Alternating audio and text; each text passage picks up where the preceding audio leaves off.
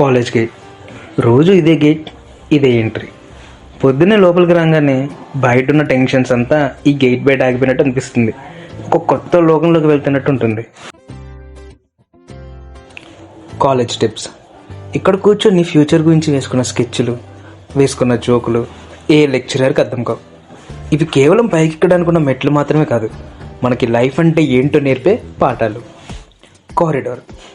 ఈ కారిడార్లో రోజు 100 సార్లు నడుస్తూనే ఉంటాం. క్లాస్కి వెళ్ళాలనే తొందర కంటే ఫ్రెండ్స్తో కలిసి ఇక్కడ తిరగాలనే ఆరాటమే ఎక్కువ. పక్క రూమ్లో ఏం జరుగుతుందో అని తొంగి చూడడం, ఎవరైనా నచ్చిన వాళ్ళు కనిపిస్తే ఆగిపోవడం. సిమ్ అప్పుడు టెన్షన్స్, రిజల్ట్స్ అప్పుడు భయం, అంతా ఇక్కడే.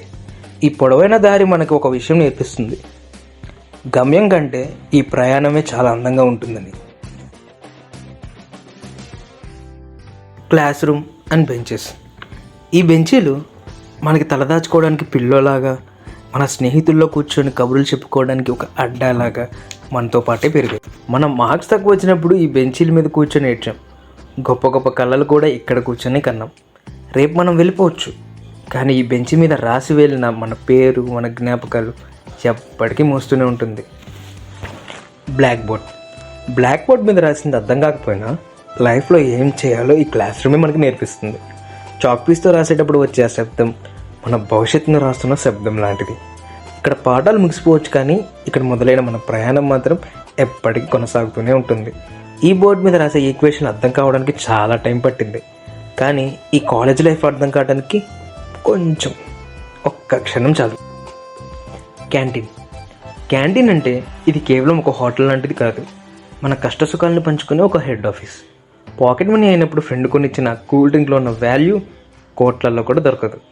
రేపు మనం పెద్ద పొజిషన్కి వెళ్ళాక 5 స్టార్ హోటల్లో తిన్నా, ఈ క్యాంటీన్ బెంచ్ మీద కూర్చొని తిన్న తృప్తి మాత్రం ఎప్పటికీ రాదు.